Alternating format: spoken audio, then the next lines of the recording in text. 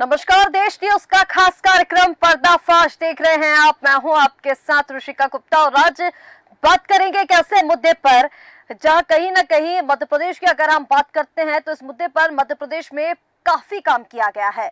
मध्य प्रदेश में पिछले 3.5 साल में यानी 1 जुलाई 2021 से 31 मई 2024 के बीच अभी तक 28,857 महिलाएं और 2,944 लड़कियां गायब हुई हैं। मध्य प्रदेश की अगर हम बात करें तो जो पहले हमने एनसीआरबी के आंकड़े देखे थे, राजस्थान पहले नंबर पर, मध्य प्रदेश यहाँ पर दूसरे या तीसरे नंबर पर आया करता था। लेकिन अब ये जो आंकड़े सामने आ रहे हैं इनको देखिए, जहां 28,000 महिलाएं और 2,944 लड़कियां गायब हुई हैं, यानी 1,040 दिनों में रोज औसतन 28 महिलाएं और 3 लड़कियां गायब हैं। और यहाँ पर सबसे बड़ी बात यह आती है कि महिलाओं की गुमशुदगी के सिर्फ 724 प्रकरण दर्ज हुए हैं, जो औसतन 3% है। उज्जैन जिले में तो पिछले 34 महीनों में एक भी प्रकरण दर्ज नहीं हुआ, जबकि 676 महिलाएं गायब हैं। ये जानकारी सीएम और गृह विभाग के भार साधक मंत्री मोहन यादव ने कांग्रेस विधायक बाला बच्चन के द्वारा पूछे सवाल पर दिया। बच्चन ने महिलाओं और बेटियों की गुमशुदगी के बारे में पूछा था कि सवाल था उनका, महिलाओं की गुमशुदगी के 22 जिलों में तो एक भी केस दर्ज नहीं हुआ। इनमें भोपाल ग्रामीण, मुरैना, बुरहानपुर, बड़वानी, दतिया आदि शामिल हैं। और सबसे ज्यादा जो महिलाएं और लड़कियां जिस शहर से गायब हुई हैं वो है इंदौर, जहां से सर्वाधिक महिलाएं और लड़कियों की गुमशुदगी की खबर सामने आई है। इंदौर की अगर हम बात करें तो 2,384 महिलाएं, 204 लड़कियां गायब हुई। इंदौर ग्रामीण की बात करें तो 489 महिलाएं, 50 लड़कियां गायब हुई हैं। भोपाल की अगर हम बात करें तो 978 महिलाएं और 90 लड़कियां। भोपाल ग्रामीण की आप बात करेंगे तो 118 महिलाएं, 20 लड़कियां गायब हुई। धार की बात करें तो 1,475 महिलाएं और 126 लड़कियां। ग्वालियर से 1,344 महिलाएं तो 44 लड़कियां। जबलपुर में भी 1,344 महिलाएं, 115 लड़कियां।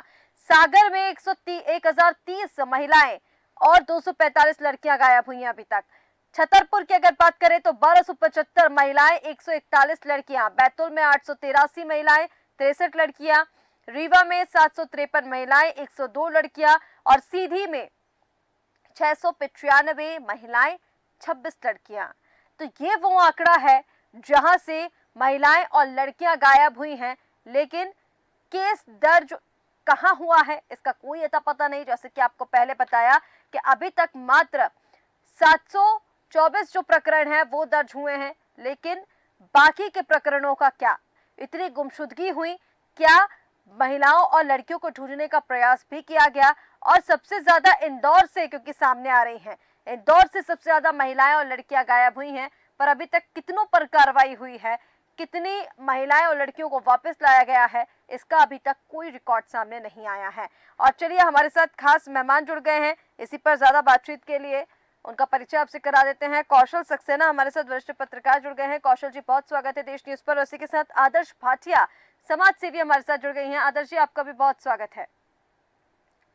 यहाँ पर सबसे पहले आदर्श जी, मैं आप ही के पास आना चाहूंगी। जिस तरह से ये पूरा मामला अब निकलकर सामने आ रहा है, विधानसभा की अगर हम बात कर रहे हैं तो विधानसभा में जिस तरह से महिलाओं को लेकर जब विपक्ष ने सवाल पूछा है, तब यहाँ पर गृह मंत्रालय की तरफ से मोहन यादव का ये जो बयान सामने आया है, 724 अभी तक मात्र प्रकरण दर्ज हुए हैं। और जैसे कि बताया जा रहा है कि 28,000 महिलाएं अभी तक गायब हो चुकी हैं, 2,000 से ज्यादा लड़कियां गायब हो चुकी हैं, लेकिन प्रकरण मात्र 724 दर्ज हुए हैं। कैसे देख रही हैं इसे?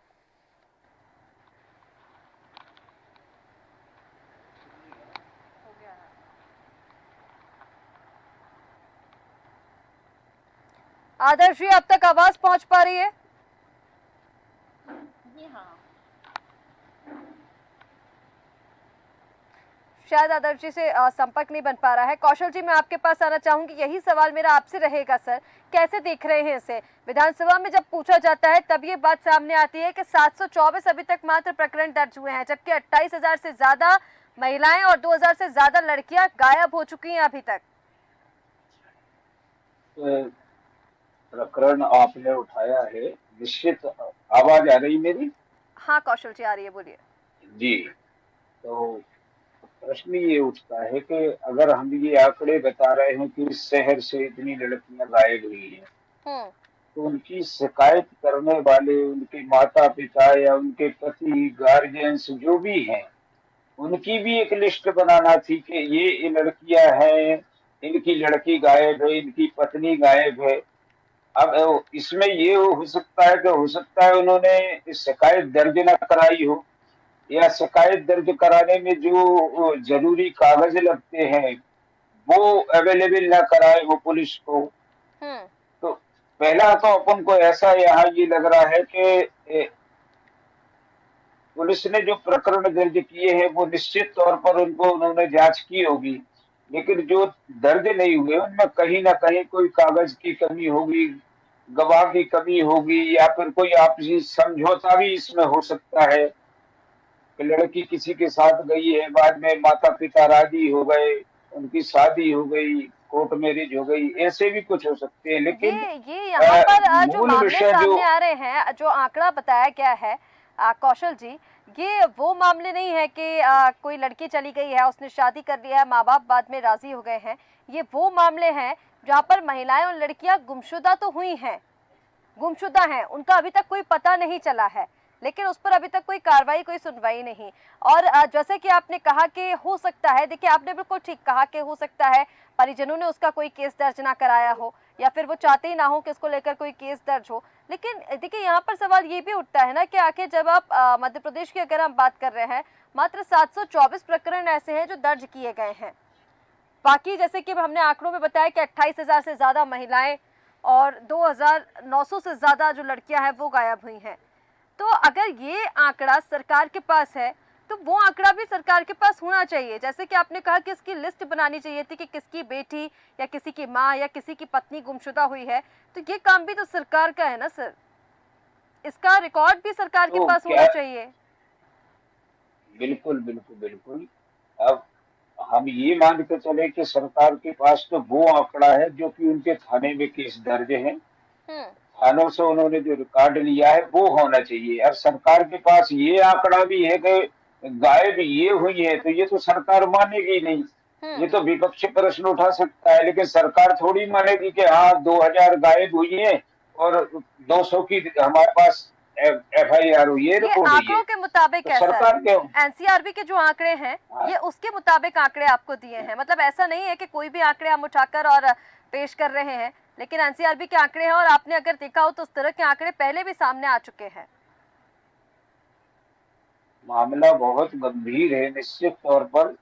अब इसमें अपन ये भी कह सकते हैं कि जो गायब लड़कियां हैं वो सही सुरक्षित अपनी जगह पे हों, जिसके साथ हों। अब उनके साथ कहीं सूटकेस प्रकरण ना हो गया हो, मर्डर ना हो गया हो, कहीं और गलत धंधे में ना उनको धकेल, उनकी मर्जी के खिलाफ गलत धंधे में ना धकेल दी हो, तो निश्चित तौर पर मामला तो बहुत गंभीर है। सरकार को इस मामले को बड़ी गंभीरता से लेना चाहिए। महिलाओं का मामला है, हम्म। महिलाओं की हितैषी सरकार बनने का प्रयास करती है, तो इस मामले को गंभीर, विपक्ष के प्रश्नों का भी जवाब देने चाहिए और सरकार को सही आंकड़े और FIR दर्ज न होने के कारण सहित उनको विधानसभा में इस बात को रखना चाहिए। विरोध का बहुत निश्चित तौर पर ये गंभीर मामला है। ठीक है, ठीक है कौशल जी। हमारे साथ डॉक्टर गीता पांडे भी जुड़ गई हैं, जो मानव अधिकार क्रांति संगठन की अध्यक्ष हैं। डॉक्टर गीता जी, बहुत स्वागत है देश न्यूज पर। और यहाँ पर देखिए डॉक्टर गीता, मैं आप ही के पास आना चाहूंगी। जिस तरह से ये पूरा मामला निकलकर सामने आ रहा है, विधानसभा में जब विधायक की ओर से ये सवाल पूछा जाता है, उस पर मोहन यादव जी का ये जवाब आता है कि 724 प्रकरण अभी दर्ज हुए हैं, लेकिन जो केस हैं वो बहुत ज़्यादा हैं और हैरान कर देने वाले हैं कि इतनी महिलाएं गायब हुई हैं, इतनी लड़कियां गायब हुई हैं और किसी ना किसी वजह से वो प्रकरण भी दर्ज नहीं हुए हैं, यानी थानों में उनके बारे में कोई सूचना ही नहीं है। इसके पीछे का क्या बड़ा कारण हो सकता है डॉक्टर गीता, और इस कैसे देख रही हैं मध्य प्रदेश, जहां पर शिवराज सरकार की भी अगर हम बात करें तो बेटी बचाओ बेटी पढ़ाओ जैसी जो योजनाएं हैं वो लाई गई हैं और तमाम जो महिलाओं के लिए प्रयास किए गए हैं। मोहन सरकार में अगर हम देखें तो अभी तक महिलाओं को लेकर हालांकि सख्त निर्देश जो है वो आ गए हैं, कोई भी अपराध में संलिप्त है तो सख्त कार्रवाई होगी, लेकिन उसके बाद भी ये आंकड़ा अगर सामने आता है तो कैसे इसको देखा जाए? देखिए, उनका जो माननीय मुख्यमंत्री जी का जो आदेश आया है, तो वो अगर सख्त कार्रवाई हुई है तो मतलब सख्त कार्रवाई तो नहीं होना चाहिए, क्योंकि जब तक अपन को कोई नॉलेज नहीं होगा और कोई अपराध किया है अथवा नहीं किया है ना? क्योंकि इस समय हमेशा बेकसूर लोग ही फंसते हैं, है ना? जब क्या है कि बोल दिया कि इसने अगर ये गलत काम किया है और पुलिस उठा के ले जाती है, लेकिन अगर वो सही निकला तो ठीक है, और अगर गलत हुआ तो फिर कैसे होगा ये? तो मेरा कहना है कि पूरी इंक्वायरी होना चाहिए हर केस में, और इस तरह की जो महिला अगर गायब है तो अगर थाने में रिपोर्ट है, जब तो ये पेपर में आया है, पेपर में कैसे आ गया? क्योंकि ये आंकड़े तो थाने से ही लिए जाते हैं, लेकिन इस पे कड़ी से कड़ी कार्रवाई होना चाहिए। और अगर ये पेपर में आया कि इतने मतलब 3 साल में 28,557 महिलाएं गायब हैं, और मतलब 28 केस से 3% दर्ज हुए हैं, तो हमारा कहने का मतलब है कि जब तक दर्ज मामले नहीं हुए तो पेपर में कैसे आ गया? हम्म तो वही गीता जी, क्योंकि देखिए यहाँ पर जो आंकड़े, हम अगर पहले की भी बात करें तो 2023 में भी जब विधानसभा चुनाव थे तब उस समय पर भी एनसीआरबी की एक रिपोर्ट सामने आई थी, और उसमें भी अगर हम आंकड़े देखें तो मध्य प्रदेश कहीं ना कहीं महिलाओं और लड़कियों की अगर हम बात करें तो इस तरह के जो आपराधिक मामले हैं, महिलाओं के साथ जो भी कुकृत्य किए गए हैं या उनकी गुमशुदगी से जुड़े, महिला अपराध से जुड़े, तो ऐसे मामलों में मध्य प्रदेश आगे रहा है, मध्य प्रदेश पीछे नहीं रहा है।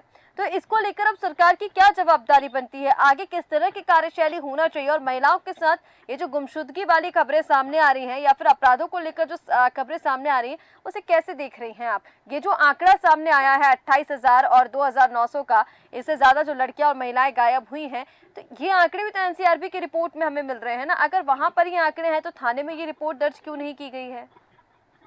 जी, क्योंकि अगर वहां पे दर्ज है तो ये तो सामने आना चाहिए, और इससे ज्यादा भी हो सकते हैं, कम नहीं हो सकते हैं।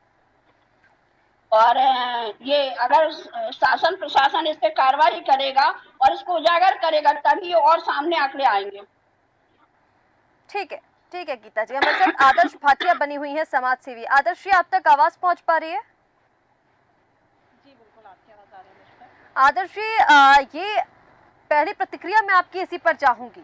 महिलाएं और लड़कियां इतनी ज्यादा गायब हैं, लेकिन प्रकरण सिर्फ 724 दर्ज किए गए हैं। यहाँ पर लापरवाही है या फिर अब किस तरह से आप देख रही हैं इसे? मात्र 724 प्रकरण दर्ज होना, और उनमें भी कितनों पर कार्रवाई हुई, कितनों पर नहीं, इसका भी कोई जवाब नहीं है।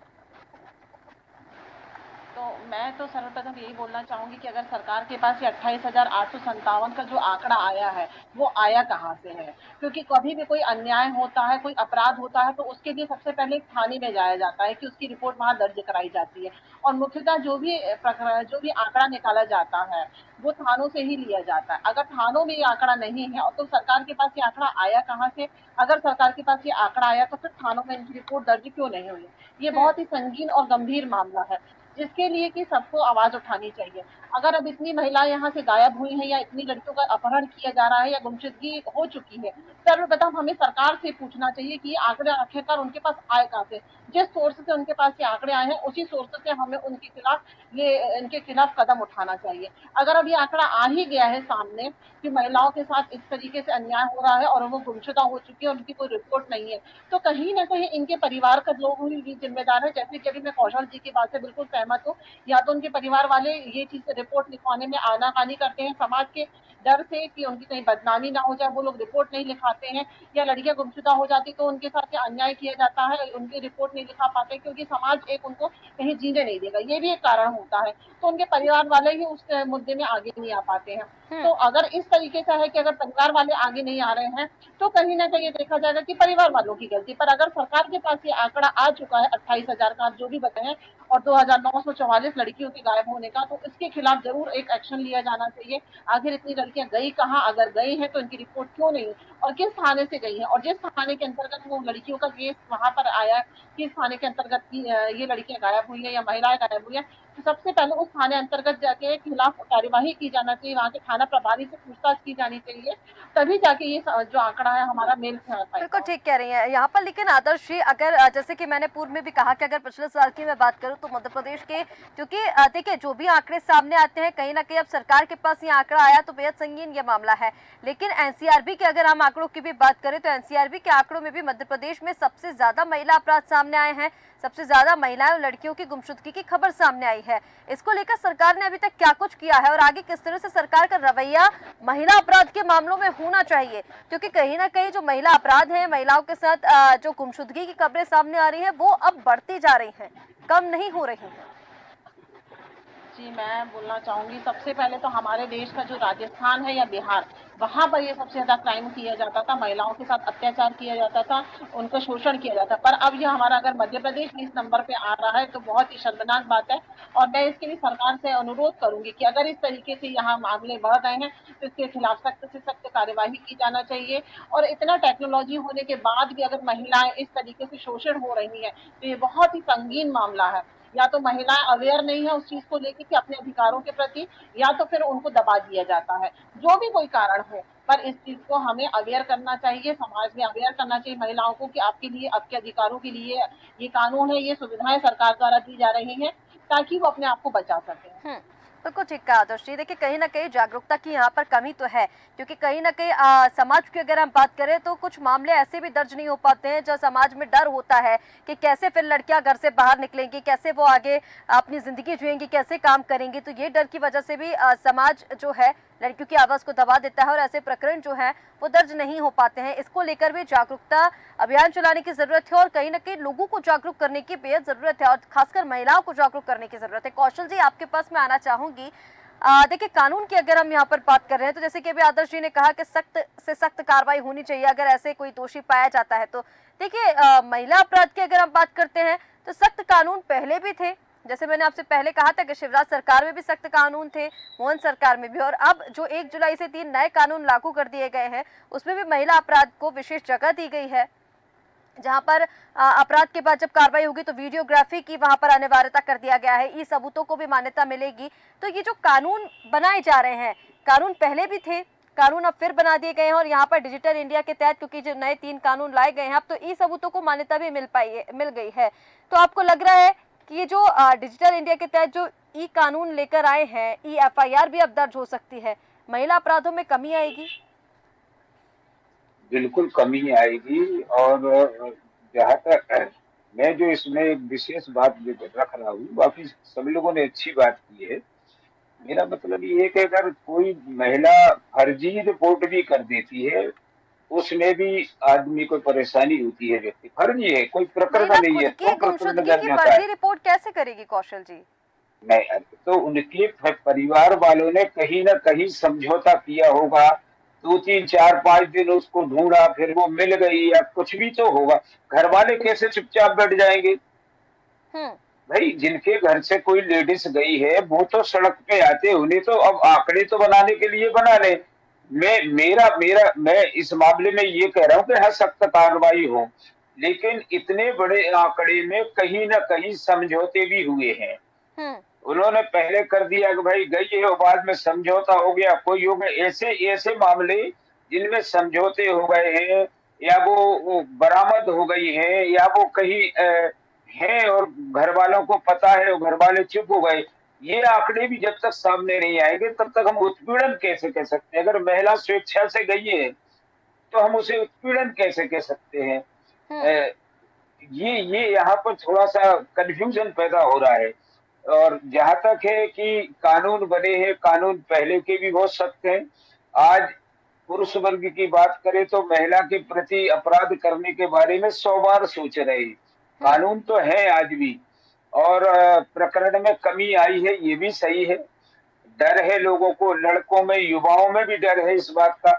लेकिन जहां तक है कि अगर लेडी अपनी मर्जी से ही जा रही है या उसमें परिवार वालों का पता नहीं है और उसको सब पता है, जानकारी है, बाद में परिवार वालों को पता लग गया, उन्होंने समझौता कर लिया, लेकिन वहां तो प्रकरण है। ऐसे प्रकरण भी मुझे लग रहा है कि बहुत ज्यादा बड़े हैं। और जहां तक है कि किसी के साथ अपराध हुआ है, जुल्म हुआ है, तो उसकी तो सजा है ही है। लेकिन अपराधी के साथ में जिसके साथ केस हुआ है, जिसके घर में घटना घटी है, उसको भी सड़क पे इतनी ताकत के आने चाहिए। जैसे देश न्यूज ने आज ये बात उठाई है तो उनको भी आना चाहिए मैदान में कि भाई हमारे घर से यही हुआ है और हमने रिपोर्ट दर्ज कराई, उसी को पुलिस लेकर ने तो ये रिपोर्ट चीजें दर्ज सामने नहीं आ की रही है है। कौशल जी, कि कानून तो सख्त बना दिए गए हैं और कहीं ना कहीं जैसे आपने कहा कि देखिए इतना बड़ा अगर आंकड़ा सामने आ रहा है तो कुछ मामले ऐसे भी होंगे जहाँ पर समझौते हुए होंगे, लेकिन एक जागरूकता की कमी जो महिलाओं और समाज में है, जो कहीं ना कहीं महिलाओं को आगे निकलने से रोकती हैं, ऐसे प्रकरण दर्ज करने से रोकती हैं। हालांकि आज के समय में हम देखें तो हर एक प्रकरण दर्ज तो हो रहा है, लेकिन अगर ये इतना बड़ा डिफरेंस सामने आता है तो कहीं ना कहीं जागरूकता की कमी तो कौशल जी यहाँ पर देखी जा रही है। गीता जी, कितना सहमत आप कौशल जी की बातों से हैं? वो ये कह रहे हैं कि अगर इतना बड़ा आंकड़ा सामने आ रहा है, 28,000 से ज्यादा महिलाएं गायब हैं, 2,900 से ज्यादा लड़कियां गायब हैं, तो इसमें कहीं ना कहीं समझौते भी हुए हैं और कुछ फर्जी शिकायतें भी इसकी हो सकती हैं। नहीं, फर्जी शिकायतें तो हो सकती हैंगी, क्योंकि अधिकांश मैंने देखा है कि फर्जी शिकायतें ज्यादा होती हैं।